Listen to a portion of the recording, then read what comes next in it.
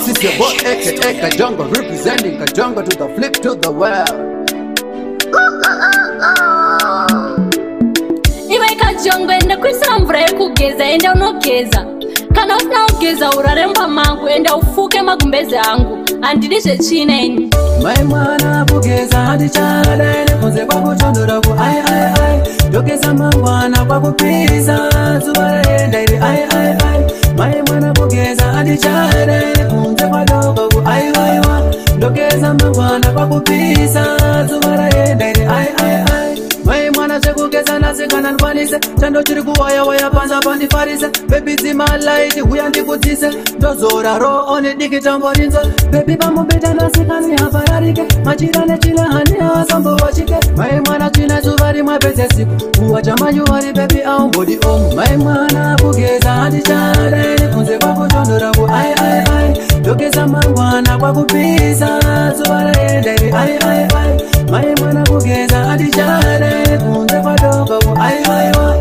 Dokeza mangwana kwa kupisa zubara enda ili ai ai ai. Nastinora pake uyo pake iwewe Kajungwe naza undibate kundi teta teta kumashure kurene Kajungwe kurene ni kure uri kudaro asi iwe wakapfeka jacket uchitondisa zira mvura muma bucket rongedza sipo watokona budget tinofane chando ngatipinde kamublanket. Mai mwana kugeza hadi chada ene kunze kwa kuchondora ku ai ai ai. Dokeza mangwana kwa kupisa zubara enda ili ai ai ai. Mai mwana kugeza hadi chada ene kunze kwa dogo ku ai ai ai. Dokeza mangwana kwa kupisa zubara enda ili ai ai ai.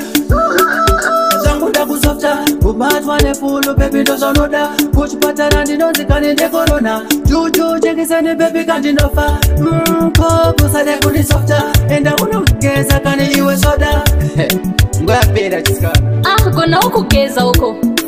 Mai mwana kugeza hadi chada ene kunze kwa kuchondora ku ai ai ai. Dokeza mangwana kwa kupisa zubara enda ili ai ai ai.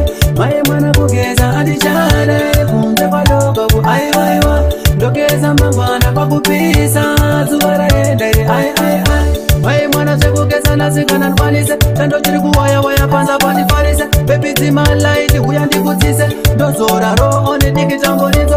Baby pamubeta nasikani hapararike machira nechila handi hasambo wachike. Mai mwana china zuvari mwapeze siku uwa chamanyu wari baby au mbodi omu. Mai mwana kugeza hadi chada ene kunze kwa kuchondora ku ai ai ai. Dokeza mangwana kwa kupisa zubara enda ili ai ai ai.